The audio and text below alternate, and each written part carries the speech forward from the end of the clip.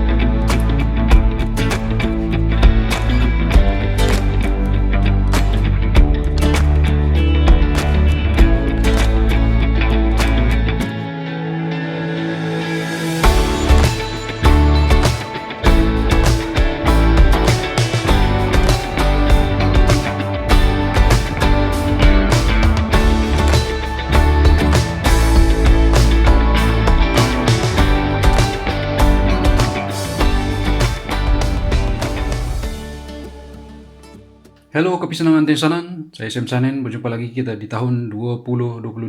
Selepas lama saya kurang bersiaran disebabkan komitmen lain. Kali ini saya ingin berkongsi kasut dalam kategori mampu milik bagi pelari yang inginkan kasut performance tetapi agak sukar untuk mendapatkan kasut berjenama yang lebih mahal.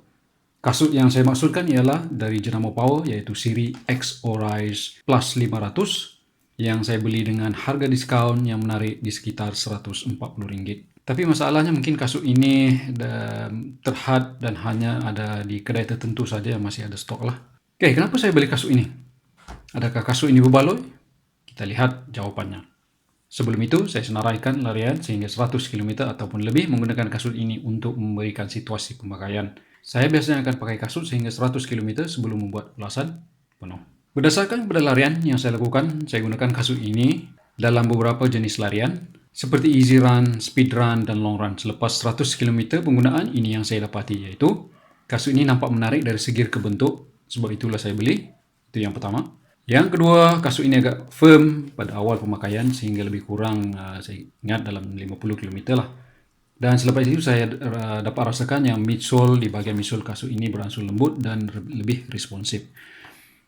Kasut ini agak panas di dalam sebabkan kurang breathability di bahagian toe box, di bahagian sini. Dan juga di bahagian sisi kasut. Kemudian kasut ini sesuai untuk larian harian seperti jogging pada sekitar 5 km ke 10 km dan mampu untuk pelbagai jenis larian. Kasut ini seakan lebih sesuai untuk heel strike disebabkan bentuk dan ketebalan bahagian tumit, di bahagian tumit kasut ini yang agak tebal, di bahagian tumit. Dan seterusnya, berat kasut dalam lingkungan 270 gram tetapi mampu untuk larian laju sehingga ke pace 4. Saya dapati kasut ini menyebabkan blister di bahagian sebelah tepi, di bahagian sini. Bahagian sini. Untuk saya lah. Mungkin untuk pelari yang lain mungkin ada keadaan yang lain.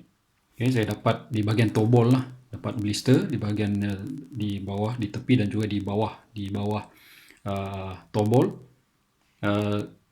Kalau saya gunakan kasut ini lebih daripada 10 km lah untuk berlari.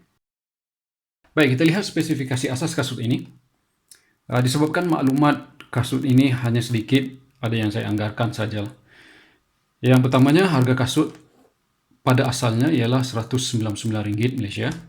Tetapi ada diskaun dan boleh saya dapatkan kasut ini pada harga lebih kurang, lebih murah, sekitar RM140. Drop kasut ini, iaitu perbezaan tinggi di antara tumit dan forefoot ialah 10 mm, di mana anggaran tinggi dengan insole sekali ialah 37 mm di tumit dan 27 mm di forefoot.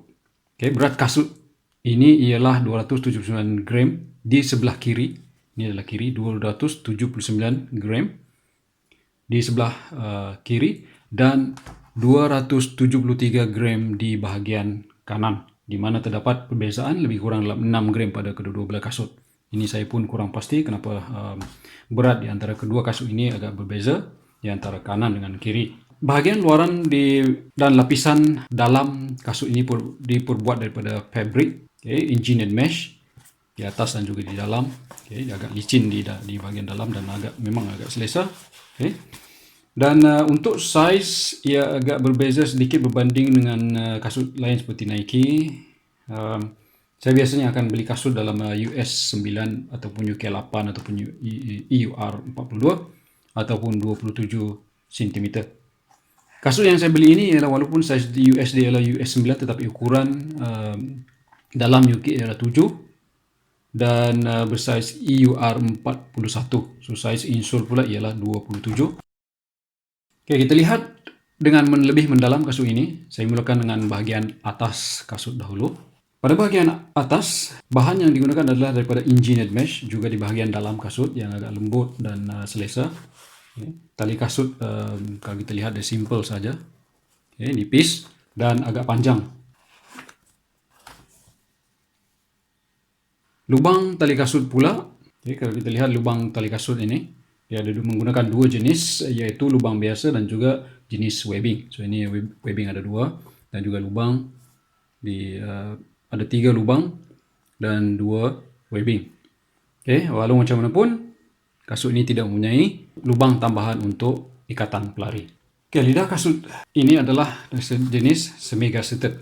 Okay, kita lihat dia bersambung dengan lining ataupun bahagian lidah kasut ini adalah sebahagian adalah bersambung dengan badan ataupun dengan fabric di dalam kasut. Okay, yang ini. Okay. Dan jadi lidah kasut ini tidak akan bergerak lah. Okay, kita lihat di collar. Okay, sekeliling collar ni. Okay, collar dan sekeliling buku lali. Ia dilengkapi dengan padding yang cukup. Okay, dia ada padding. Dia tidaklah terlalu tebal dan juga tidak terlalu nipis. Bagi saya dia cukup untuk memberikan keselesaan semasa pemakaian kasut. Okay, apa yang menarik bagi kasut ini ialah dia ada full tab. Okay, full tab di sini walaupun mungkin kurang digunakan, tetapi dia memberikan nilai tambah bagi kasut ini. Okay, dan juga dia ada reflektif di bahagian sini. Jadi sangat membantu untuk digunakan pada larian waktu malam.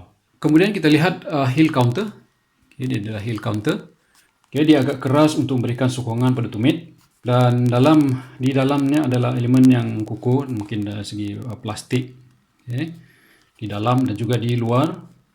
Ditambah dengan overlay plastik yang ini juga di bahagian luar pada bahagian tumit untuk memberikan lebih sokongan. Ini adalah bentuk insole yang agak tebal dengan adanya heel cushion di sini. Okay, ini adalah heel cushion yang ini.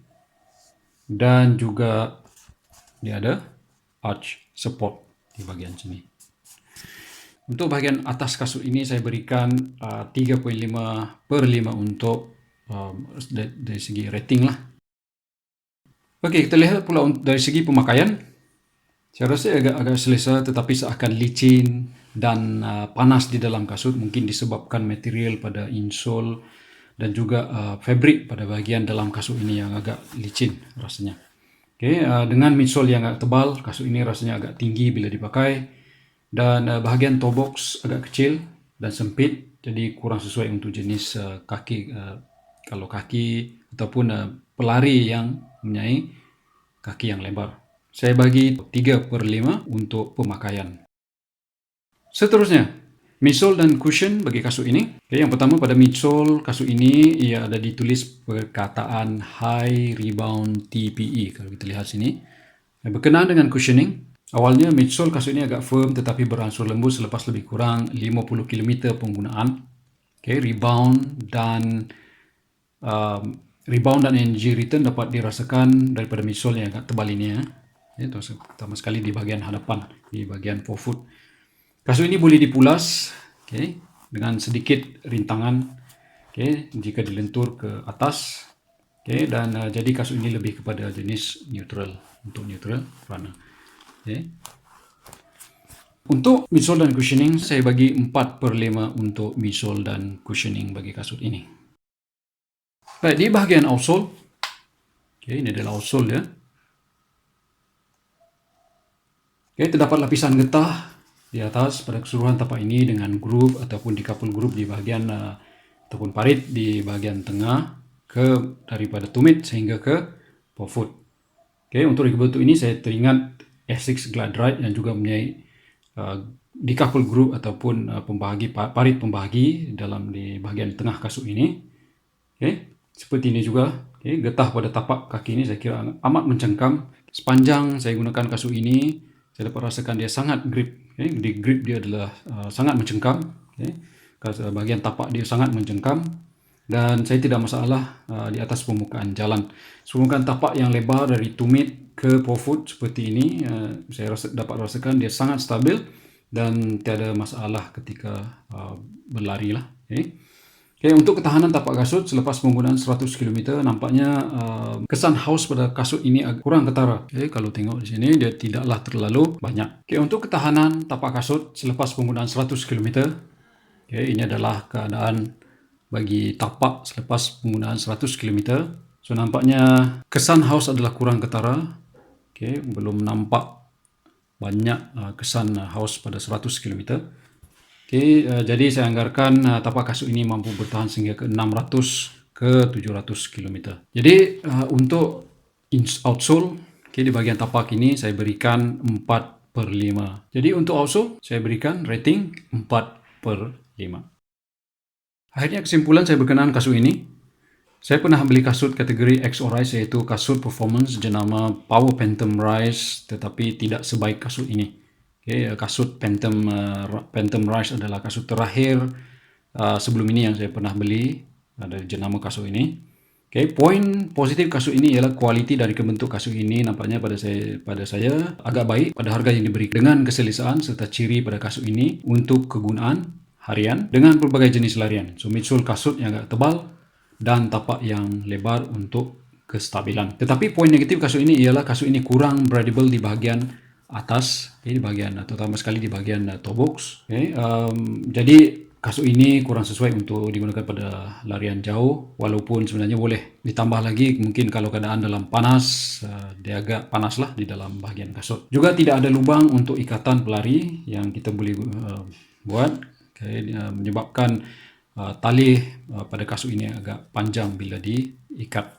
Dan satu lagi, kasut ini menyebabkan blister di bahagian toe ball. Ini mungkin bagi saya saja, mungkin untuk pelari yang lain mungkin akan ada pengalaman yang berlainan. Kemungkinan disebabkan oleh toe box yang sempit dan insole yang kurang sesuai pada bahagian ini bagi saya lah. Jadi kasut seperti ini sebenarnya memadai, tetapi perlu diperbaiki lagi, terutama di bahagian atas di toe box. Perlu dilebarkan sedikit di bahagian toe box ataupun di bahagian toe ball.